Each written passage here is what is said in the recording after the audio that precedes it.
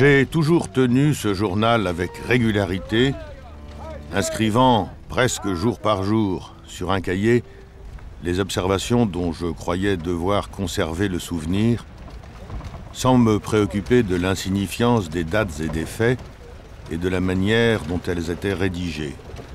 C'était pour moi que je le faisais. L'essentiel était de persévérer et de conserver.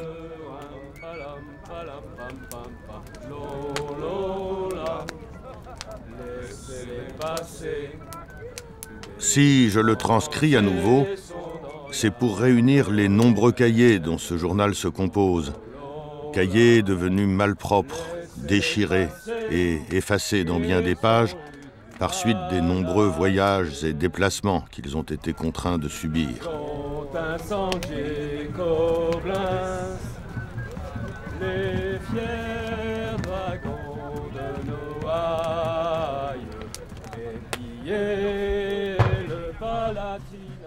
Si mon fils parcourt un jour ce journal, il se convaincra que je n'ai manqué ni de constance dans ma résolution de le tenir, ni de patience pour le remettre au net, travail bien laborieux et fastidieux pour un homme âgé et peu habile à écrire.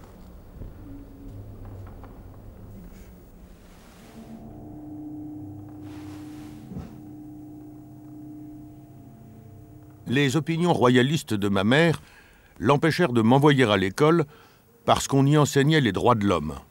De sorte qu'à l'âge de 17 ans, j'écrivais fort mal et je n'avais aucune notion de grammaire.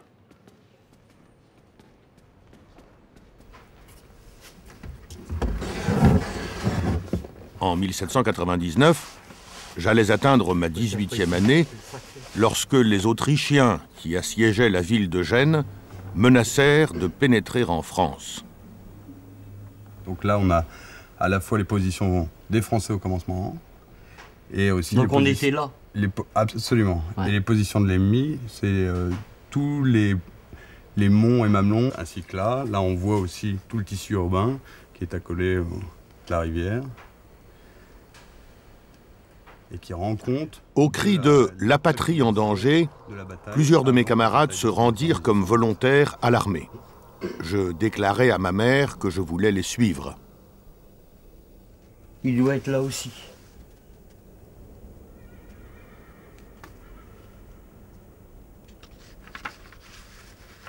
Un qui serait intéressant à retrouver, c'est...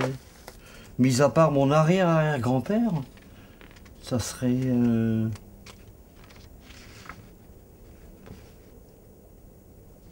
Je trouve pas. Deux amis de ma mère, s'apercevant qu'elle combattait en vain ma résolution, m'engagèrent à partir à la place d'un jeune homme de Montlouis, en échange d'une pension qu'ils verseraient à ma mère pendant mon absence. Bah, c'est nous, ça. C'est le premier grenadier. Alors, qui sont ces hommes? Au départ, ce sont les troupes d'Ancien Régime. Ce sont des soldats engagés. Ce sont des professionnels. Et puis, avec la Révolution, va se lever des volontaires, des bataillons de volontaires, qui, au fur et à mesure des campagnes, vont être de plus en plus nombreux. Et en 1793, on va fusionner deux bataillons de volontaires avec un bataillon de troupes réglées, un bataillon de troupes d'Ancien Régime. Donc ces soldats, ces unités d'Ancien Régime explosent. Et puis, on a moins de volontaires. Alors il y a la levée en masse en 1793. Donc on va développer le principe de réquisition. Et en 1798, une loi sera votée, c'est la loi Jourdan-Delbrel, qui va poser le principe de la conscription.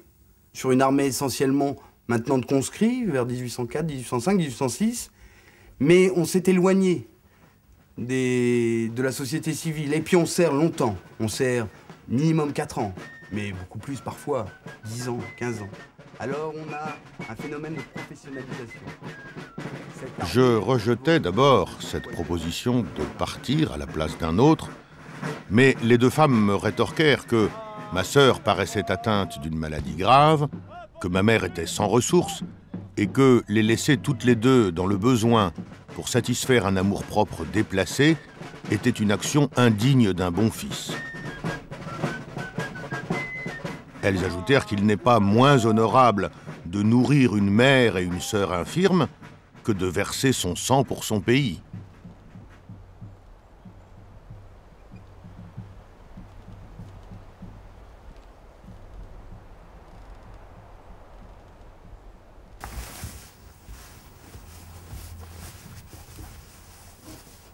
Nous convînmes que la pension serait d'1 franc par jour à ma mère tant que je resterais au service, et qu'on lui donnerait 500 francs pour payer ses dettes, et pareille somme si je venais à être tué.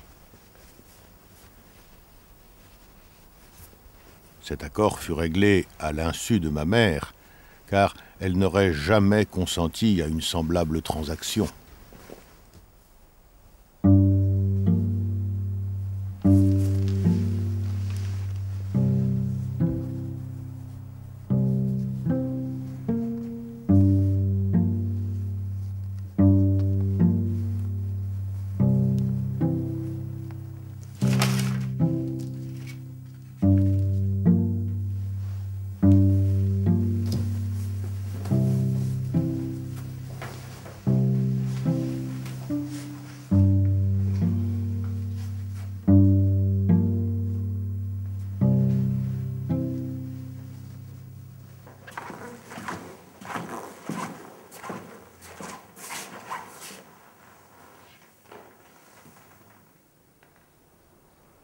Sous l'Empire, dans cette mairie de Villers-Cotterêts qui nous accueille aujourd'hui, il y avait, comme dans la plupart des mairies de France à l'époque, quelques objets essentiels.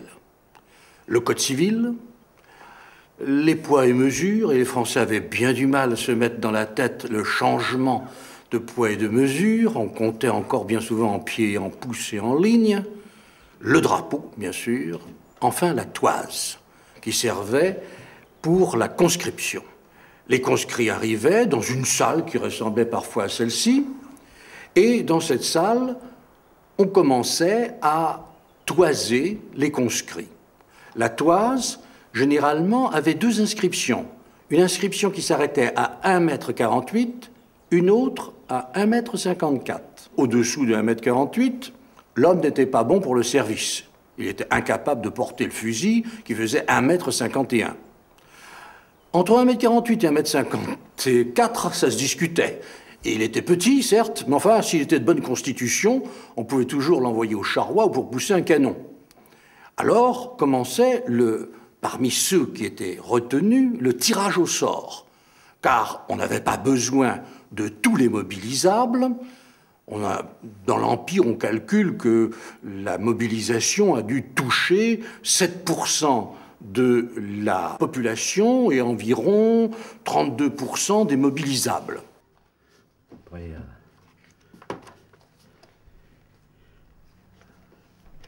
non, ils sont là. Bonsoir. Alors, voyons ici. Qu'est-ce que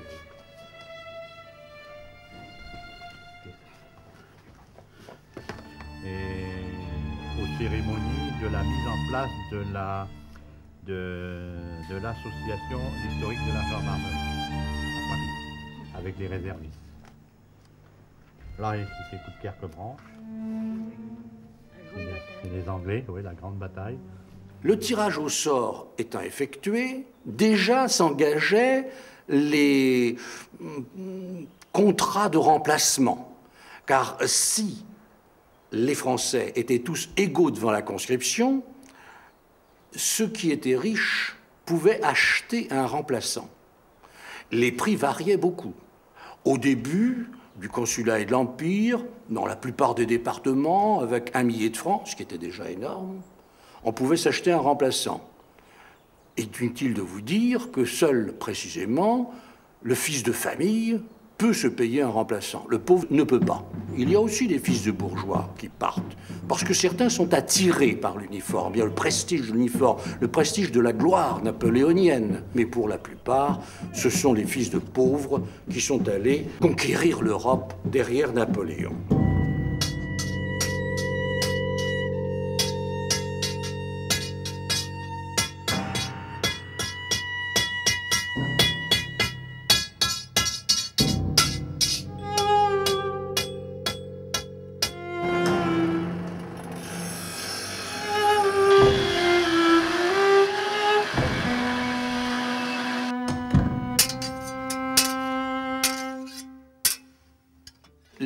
jeunes conscrits vont donc venir se présenter à ce conseil de recrutement, faire valoir d'abord que certains d'entre eux n'ont pas à partir. Pourquoi? Parce qu'ils sont mariés. Ils vont le prouver en regardant à nouveau ces registres, apporter des attestations.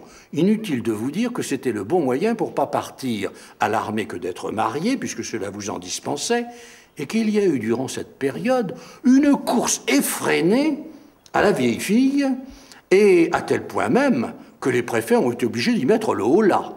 Mais il y a combien d'autres moyens de ne pas partir à l'armée en se donnant malade? Alors, le coup le plus classique, c'est la carie dentaire. On a demandé, là encore, aux sorciers du village d'avoir un onguent, on l'a répandu sur ses dents, les dents sont cariées, certaines sont tombées. Impossible, donc, de déchirer la cartouche qui contient la poudre et qui sert à être versée dans le canon du fusil et donc à servir dans l'armée. Faute dedans, vous ne pouvez pas être soldat.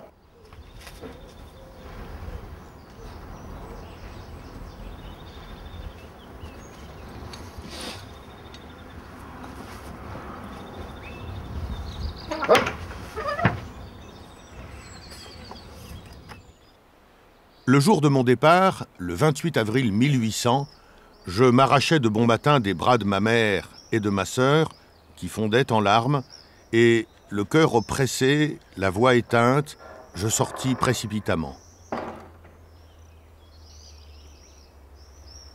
Me voilà sur la route, portant un petit havresac sur le dos, et ayant l'air, vu ma taille et ma figure, de n'avoir pas plus de 15 ans. De temps en temps, je me retournais avec émotion vers la ville qui renfermait ma mère désolée et ma sœur que je ne devais plus revoir. Alors, dans certaines communes de France, en Bretagne notamment, on voit toute la communauté rassemblée, les accompagner jusqu'à la dernière haie qui borne la commune, qui borne la paroisse. Et là, le prêtre, devant un cercueil ouvert, ayant dit le De Profundis, voit les jeunes gens, les uns après les autres, se couper les cheveux, on les porte longs à cette époque-là, dans cette région de France, se couper les cheveux et jeter leurs cheveux à l'intérieur du cercueil. Partir, c'est mourir déjà. Le bataillon dans lequel j'entrais était composé d'une centaine de conscrits en habits bourgeois et d'environ 300 soldats vêtus de vieux effets militaires de différentes couleurs. Les conscrits finissent par aborder la caserne, par aborder alors le régiment, et là apprendre le métier des armes. Et c'est toute une vie très dure aussi qui commence pour eux. Une vie dure parce qu'il va falloir s'acclimater à la caserne, à la culture de la société militaire. Et c'est dur de s'adapter, parce que c'est immédiatement les brimades. Très souvent, à la caserne ou au régiment, quand le régiment est déjà en marche et qu'on le rejoint en marche, il y a ce qu'on appelle les crânes. Les crânes sont des soldats, vieux de métier, de vétérans, qui sont là pour provoquer le jeune, pour l'amener à voir un peu s'il a du ressort, s'il est capable véritablement d'être par la suite un homme énergique et courageux.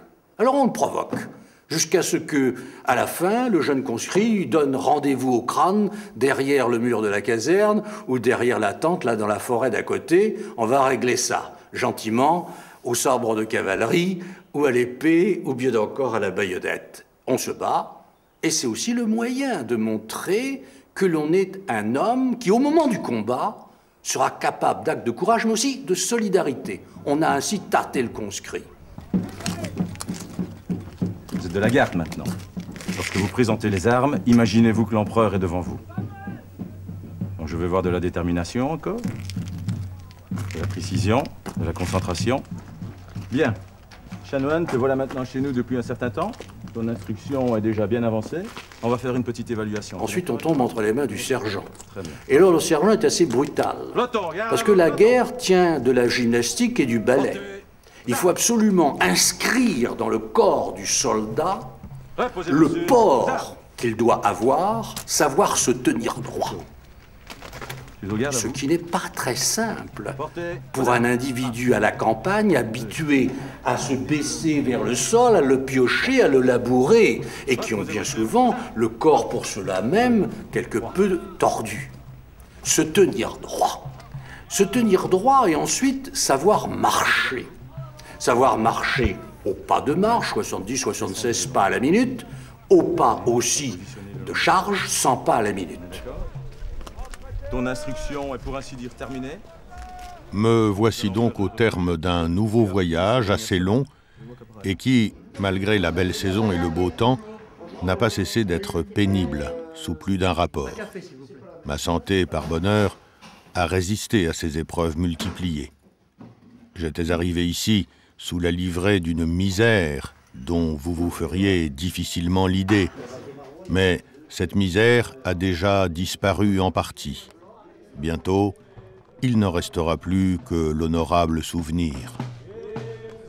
Rentrés en France dans le dénuement le plus complet, nous espérions recevoir quelques effets d'habillement, mais le peu qui s'en trouvait dans les magasins à l'avènement du consulat avait été absorbé par l'équipement de la nouvelle armée d'Italie. Il fallut faire à la patrie ce dernier sacrifice, traverser notre propre pays sans linge ni chaussures.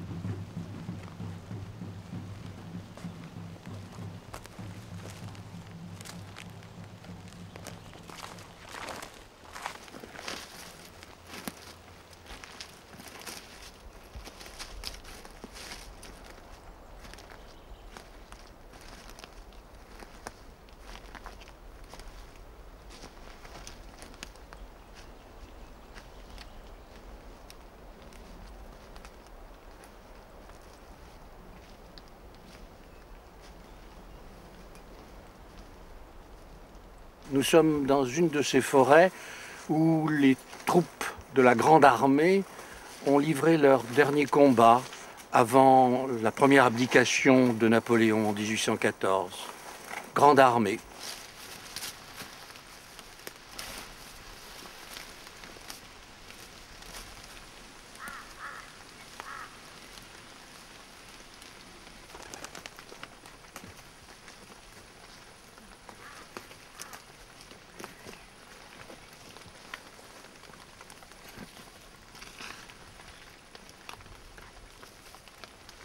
Origine régionale, il y a de tout. Le basque se rencontre avec le cévenol avec le lorrain avec le ch'ti du Nord.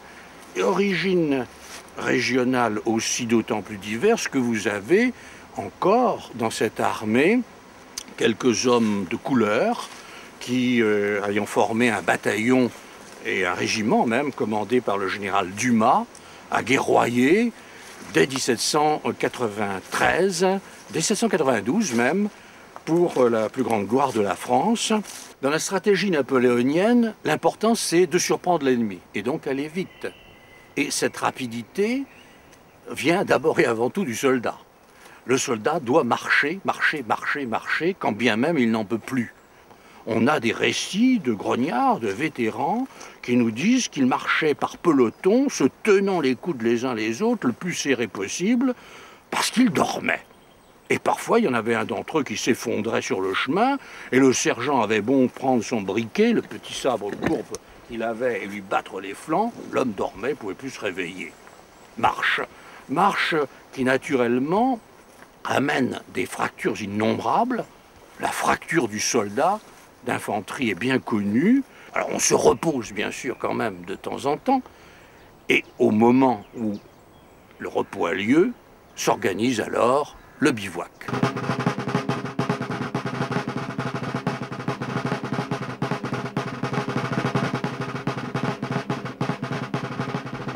Sitôt que les régiments étaient arrivés à la position désignée par le général, on plaçait des postes et on formait les faisceaux. Puis, une partie des soldats se débandait et allait chercher dans les fermes et villages voisins de la paille, du bois et des comestibles. Ceux qui restaient au bivouac coupaient des branches d'arbres, les plantaient en terre et construisaient des abris plus ou moins grands, plus ou moins couverts, selon le temps qu'il faisait et selon le nombre d'hommes qu'ils devaient contenir. Ces abris étaient ronds et garnis de paille. Le feu était au milieu et l'entrée du côté opposé au vent.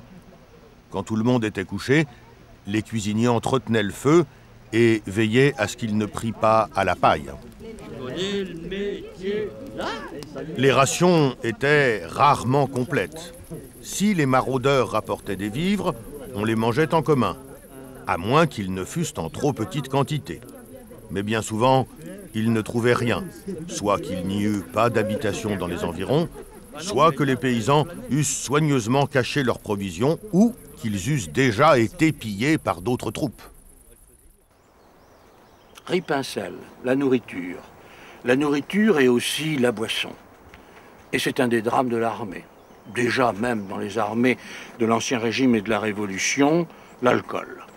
L'alcool, on arrive à donner à certains jusqu'à un verre par jour et au moment des batailles un peu plus. Si bien qu'il y a un véritable alcoolisme qui se développe à l'intérieur de l'armée. Et être en gaieté avec la bouteille, c'est aussi un des termes que l'on emploie assez souvent dans cette armée. Puis aussi, il y a les femmes. Les femmes qui sont le fléau de l'armée. Pourquoi? Parce que ces femmes, parce que ces prostituées amènent naturellement un peu d'indiscipline à l'intérieur du bivouac, amènent aussi chez les hommes des maladies vénériennes. Le coup de pied de Vénus, quel est le soldat qui n'a pas eu le coup de pied de Vénus? Sans parler aussi de la syphilis. Toutes choses qui sont plus ou moins bien soignées avec des médicaments à base de mercure.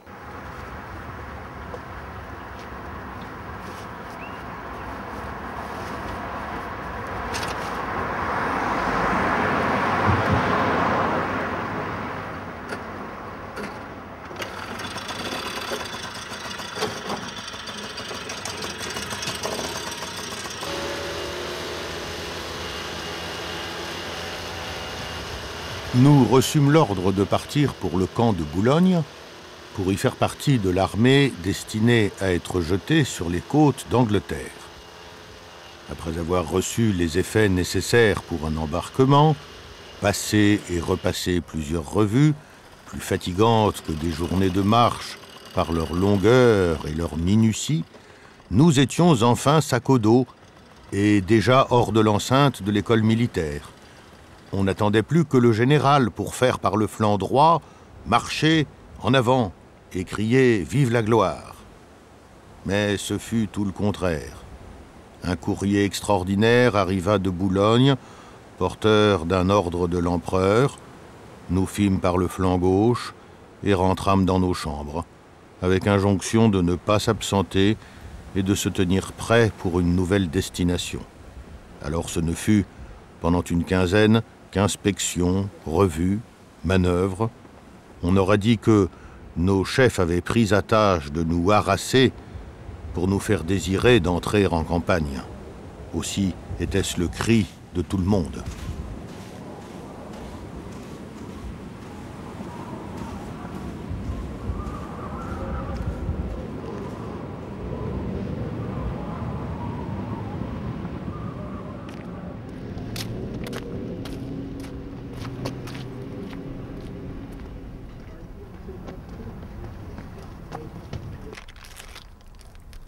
Regarde Big, ce sont quelques boutons découverts sur les sols des baraques. Ce sont des boutons d'uniforme, timbrés d'un 6, inscrits dans un corps de chasse. Ce sont les boutons du 6e régiment d'infanterie légère qui était campé à Étaples, au camp du Puy-d'Amour. Une première équipe est venue en décembre 2003, réaliser en fait des sondages de longues tranchées sur des parcelles agricoles. Et dans ces tranchées, les archéologues ont découvert les vestiges très discrets de petites constructions en creux. Et dans ces constructions, quelques objets, des boutons notamment, d'uniformes et des monnaies qui ont rapidement permis de situer les découvertes, de les dater, de comprendre qu'effectivement les archéologues avaient découvert un baraquement du camp du Puy-d'Amour. À part la culotte qui change, parce que là c'est encore... Ça, c'est vraiment la ligne. Nous, c'est des culottes bleues, bleu marine.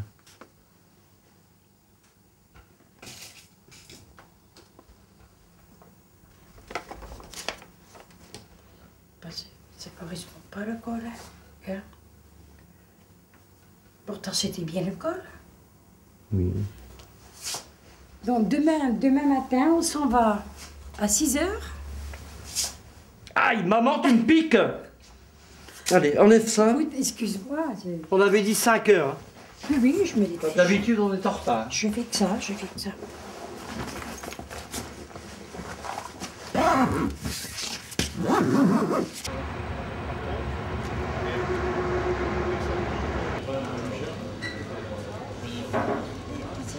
Qu'est-ce que c'est pour finir? Je vois la journée en c'est la soupe. Ah ouais, c'est bon, c'est bien. Ouais. C'est parti, hein. J'étais me dit, ouais, j'en ai sous la machette. Oui, c'est vrai, carrément. Une bretonne sa marraine, et ah, que son entretien est, qu'elle a de mérite et de gloire. Elle aime à rire, elle aime à boire.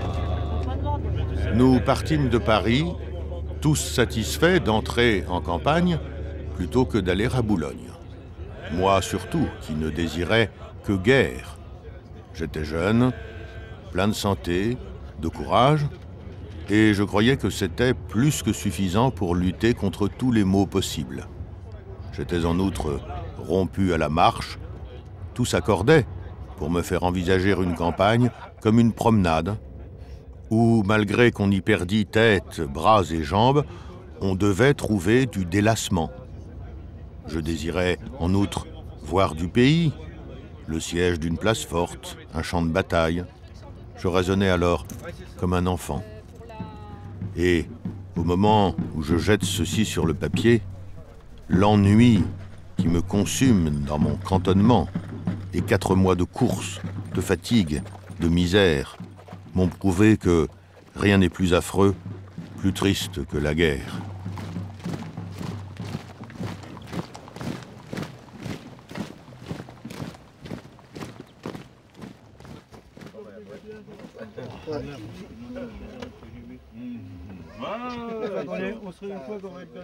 Ils sont partis hier, ils sont déjà là.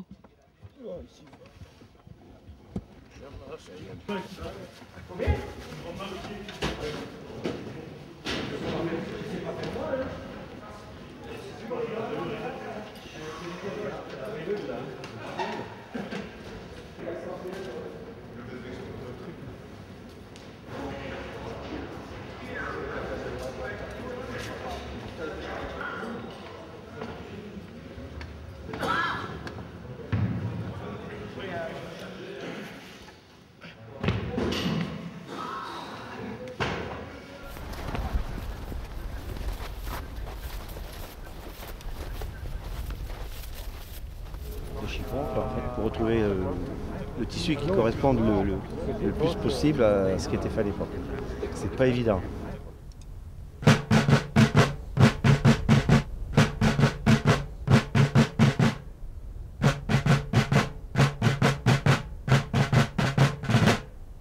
Vive l'empereur! Vive l'empereur! Vive la Calabre! Vient le jour de la bataille. Alors il y a des choses que les soldats ne savent pas et ne verront jamais. C'est Napoléon et Berthier, son chef d'état-major, qui sont à l'intérieur de leur quartier général, qui regardent les cartes, qui inspectent le terrain et qui cherchent le lieu de la bataille, véritablement l'endroit où il va falloir attirer l'adversaire, presque le prendre au piège pour le battre. Alors ça, la plupart du temps, le soldat ne le sait pas. Ce qu'il sait, c'est comment la bataille va se dérouler dans ces grandes lignes. Prenez la cartouche, déchirez. La cartouche. Fermez. Fascinez. L'arme. À gauche. Cartouche. Dans le canon. Tirez. Baguette. Bourrez. Portez vos armes. Bon, faites peloton. Premier rang. Genoux.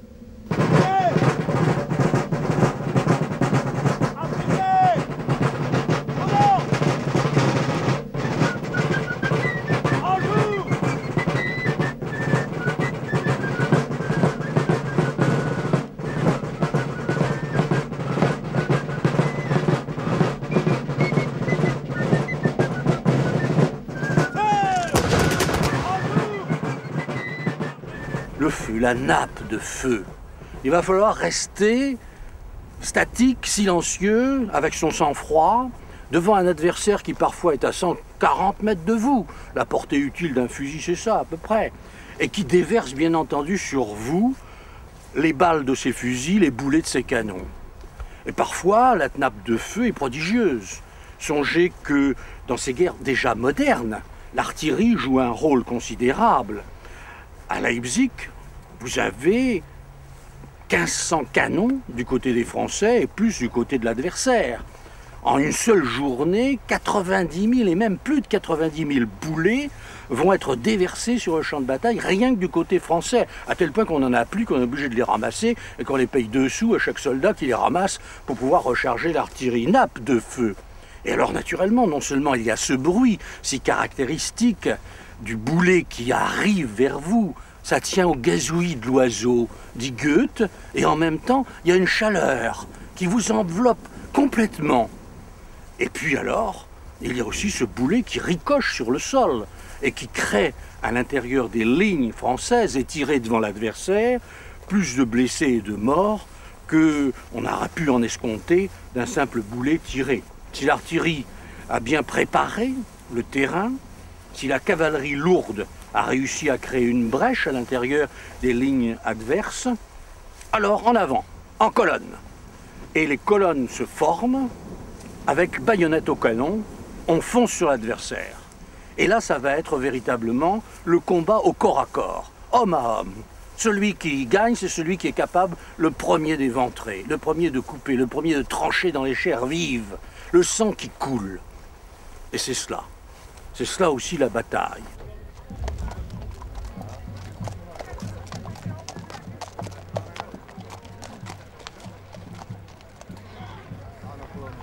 Nous restâmes jusqu'à midi sur le champ de bataille, que nous quittâmes pour continuer notre mouvement vers la ville. On se battit toute la matinée à coups de canon. Dans un moment de relâche, où la troupe n'était pas sous les armes, je me chauffais près d'un feu du bivouac, où je faisais cuire quelques pommes de terre, et en attendant, je lisais un journal que j'avais trouvé sur le champ de bataille. Un boulet vint me tirer des réflexions que cette lecture faisait naître, et m'enlever le frugal déjeuner que je convoitais avec une espèce de sensualité. Ce maudit boulet, après avoir emporté la tête d'un chef de bataillon d'artillerie qui était appuyé contre un arbre, vint ricocher au milieu de mon feu, m'enleva mes pommes de terre et me couvrit de charbons ardents et de cendres. Un voltigeur qui se trouvait en face de moi eut le même désagrément et le même bonheur. Ce fut un coup bien heureux pour nous, car si nous avions été placés différemment l'un et l'autre, nous étions coupés en deux.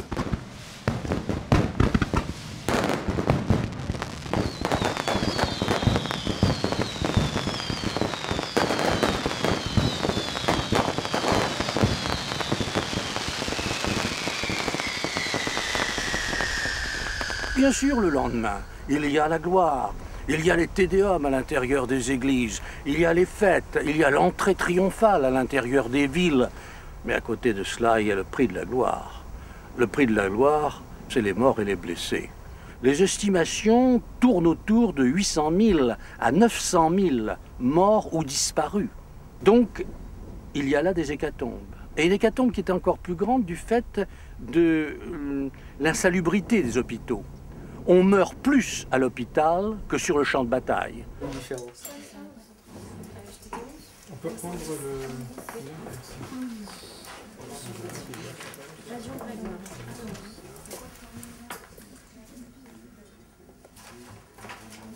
C'est pas un cimetière normal, ça. Non, non, là, on est vraiment devant devant des résultats. Alors, bon, pour l'instant, c'est des résultats de terrain, d'observation qu'on a pu faire au moment de la fouille, mais plus que très majoritairement, on a affaire à des hommes. Il y a dans la zone de Plotassun, donc on a fouillé 3 femmes seulement, et très majoritairement, il s'agit aussi d'hommes jeunes, voire très jeunes, des gens qui sont morts entre 18 et 25 ans. Qu'est-ce qui s'est passé? Alors, tout est prêt finalement pour que la ville de Vilnius puisse accueillir les soldats qui font retraite depuis septembre en venant de Moscou. Mais plusieurs problèmes se posent. D'une part, la garnison de Vilnius, qui reste en poste pendant tout l'été et l'automne 1812, ne peut pas imaginer que la Grande Armée va revenir dans cet état. La garnison prend peur quand elle voit arriver les premières troupes en retraite, vu leur état, et décide de fermer les entrepôts. Elle ferme même la ville. Si les premiers soldats français arrivent autour du 3 décembre devant Vilnius, au 10 décembre, la retraite de Vilnius est ordonnée, et donc la Grande Armée, ce qui reste de la Grande Armée, se met en route vers Kaunas pour sortir de ce qui est aujourd'hui la Lituanie et rentrer donc en Prusse. Et là, il y a fort à parier que l'épuisement des troupes est tel que beaucoup de soldats ont dit ça suffit, on ne peut plus avancer, et ont préféré finalement rester là, mourir là, plutôt que de mourir sur le chemin dans des souffrances physiques plus importantes. Le matin du 9 décembre 1812, nous partîmes pour Vilnius, par moins de 28 degrés. Nous étions 10 000 hommes, à peine 2000 arrivèrent à l'entrée de la ville. Le reste fut décimé dans cette terrible journée. L'espoir d'arriver dans quelques heures à Vilnius, où nous devions avoir des vivres en abondance, m'avait rendu des forces. Ou plutôt, comme beaucoup de mes camarades, je faisais, pour arriver, des efforts surnaturels. Le froid de moins de 28 degrés était au-dessus de tout ce que l'on pouvait supporter. Je me sentais défaillir, il semblait que nous marchions au milieu d'une atmosphère de glace. Je n'avais plus de respiration, des glaces s'étaient formées dans mon nez, mes lèvres se collaient, mes yeux, éblouis par la neige et par la faiblesse, pleuraient, les larmes se gelaient, et je n'y voyais plus. On a eu quand même l'immense joie de combattre 17e léger à l'endroit exact où il y a 200 ans notre régiment était, que notre régiment tenait le Santon. Et on a attaqué, situé à l'époque, le 17e a attaqué au même endroit. Au même endroit, oui. Donc ça c'était impeccable pour nous. Mais après la bataille, on l'a fait contre des carrés russes qu'on a enfoncés à la baïonnette. Mais on savait c'était sympa. Et 13 heures dehors, en dessous de zéro. Donc là, c'est éprouvant. Et la marche dans la neige, je sais pas ce que tu as fait, mais pour marcher dans la neige, ça c'est fatigant. Alors ce matin, qu'est-ce qu'on fait exactement? Et puis c'est la cérémonie donc, autour du monument de la paix, ce monument qu'ils ont mis donc, sur le plateau de Pratzen, à la mémoire de tous les morts d'Austerlitz. C'est un recueillement pour symboliser la fraternité de tous les peuples de l'Europe. C'est tous les 10 ans ou il faut... Non, chaque année ils font quelque chose, mais il y a 10 ans c'était le 195e anniversaire, donc c'était un peu plus important. Si, chaque année ils font quelque chose.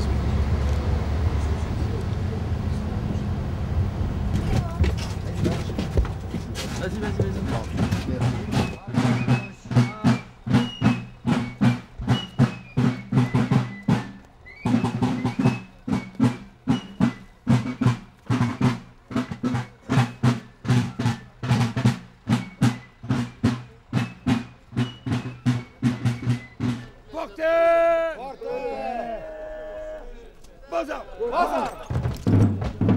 Reposez-vous sur vos armes.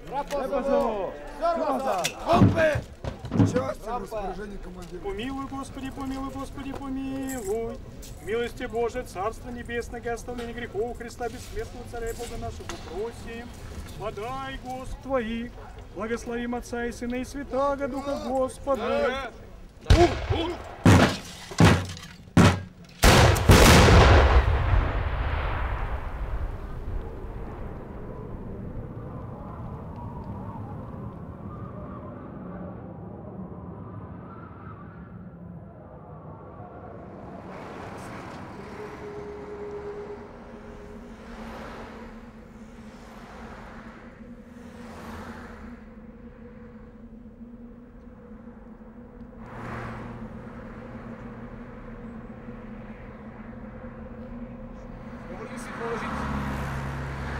Kovicu Majora Friedenberga. Jednoduchý vzpomínkový věneček, aby viděli, že se považujeme za jejich následníky. Baterie, pozor! 3!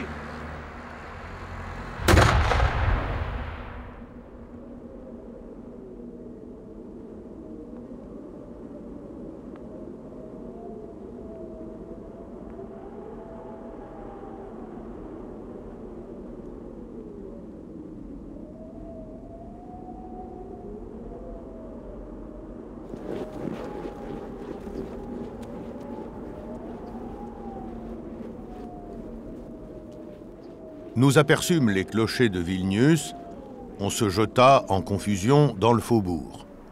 En y rentrant, j'aperçus à la porte d'une maison un de mes amis étendu mort. Beaucoup d'autres tombèrent en arrivant, d'épuisement et de froid. Le faubourg était déjà parsemé de cadavres. 1 heure après, j'entrai en ville afin de voir si je ne trouvais pas de pain et d'eau de vie à acheter. Mais presque partout, les portes étaient fermées. Les habitants, quoique nos amis, avaient été épouvantés en nous voyant l'air fou et imbécile. Des enragés couraient en frappant à toutes les portes des maisons et des magasins.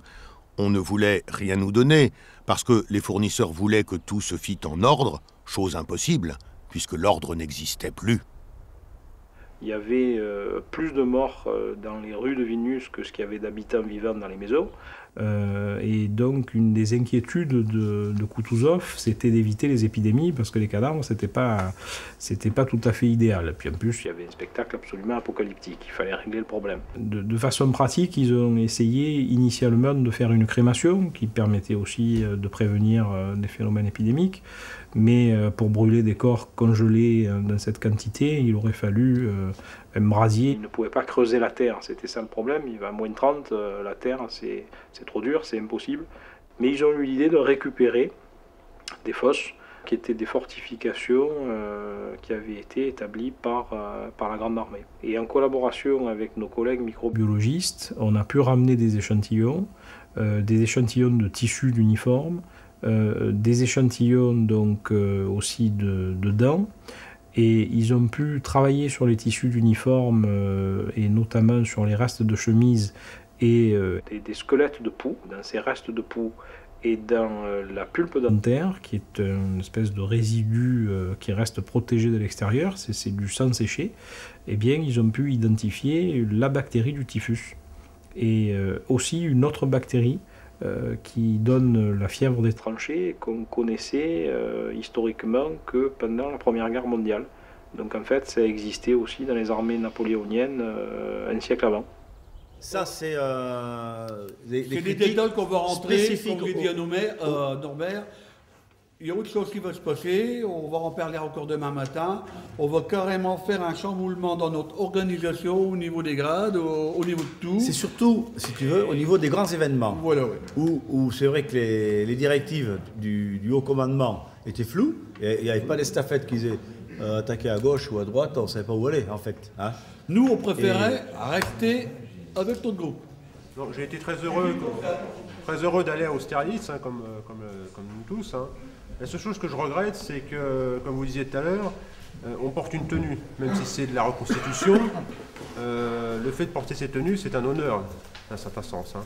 Comme vous disiez, nos ancêtres sont battus là-bas, on fait une grande victoire pour la France. Et le fait d'être grenadier dans la guerre, je pense que c'est quand même un honneur, et on doit montrer l'exemple. Donc même en tant que reconstituteur, certains d'entre nous, malheureusement, ont une tendance des fois à... Moi, quand j'ai intégré votre association, c'est justement la garde pour moi, c'était quand même l'élite à l'époque. Donc j'espérais, et j'espère toujours, et je pense que ça va le devenir, qu'on reste le symbole de cette armée impériale. Dans ce sujet-là, en fait, à Austerlitz, on a remarqué qu'on n'était pas du tout organisé comme un régiment, parce que même si, comme il dit, c'est pas du militarisme qu'on veut faire, on n'est pas habillé dans un costume de carnaval, on a un uniforme militaire. Donc, on doit quand même être un petit peu militariste. En fait, ce qui s'est passé, que pour les régiments de ligne ou l'artillerie ou la garde, à pied ou à cheval, c'est qu'il a manqué un commandement unique. Première erreur dans le commandement, on nous a fait enlever la baïonnette. Nous étions le seul groupe Je l'ai regardé, on peut vérifier les photos. On était les seuls où la cavalerie a su pénétrer parce qu'on n'avait pas les baïonnettes. Et ces Russes, et ces gars tchèques qui étaient sur des chevaux, ils n'en avaient pas peur de nous. J'ai foutu des coups de crosse dans le cheval, il n'en avait rien à faire. Hein. C'était un gars qui était... Il voulait traverser le carré, il a traversé. On a parlé du problème à Austerlitz de la garde qui n'était pas unie. On a préparé Austerlitz pendant des mois, voire des années pour certains. Maintenant, après tous les bicentenaires qui sont importants, le gros bazar, ça va être Waterloo. Ce n'est pas par vanité ou pour faire parler de moi que j'ai écrit mes mémoires. J'ai seulement voulu rappeler le souvenir de cette gigantesque campagne qui nous fut si funeste et des soldats, mes concitoyens, qui l'ont faite avec moi. Leurs rangs, hélas, s'éclaircissent tous les jours. Les faits que j'ai racontés paraîtront incroyables et parfois invraisemblables, mais qu'on ne s'imagine pas que j'ajoute quelque chose qui ne soit vrai et que je veuille embellir mon récit pour le rendre intéressant. Au contraire, je prie de croire que je ne dis pas tout. Cela me serait impossible, car j'ai peine à y croire moi-même. Cependant, tout cela a été mis en note sous le coup de l'impression et de l'effet que produisent dans le cœur la vue et la participation à pareil désastre. Papa, qu'est-ce que c'est là-bas? Ça, c'est ce qu'on appelle un carré. Donc ça servait à protéger d'une part le drapeau. Hein, on voit le drapeau anglais là-bas.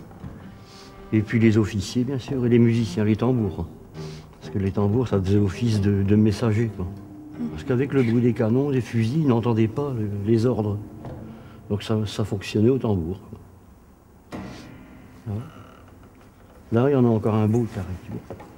Ouais. Alors l'officier au milieu.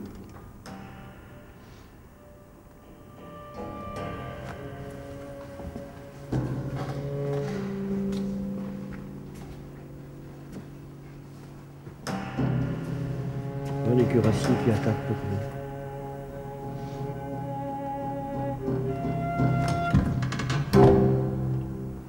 Pour essayer de casser.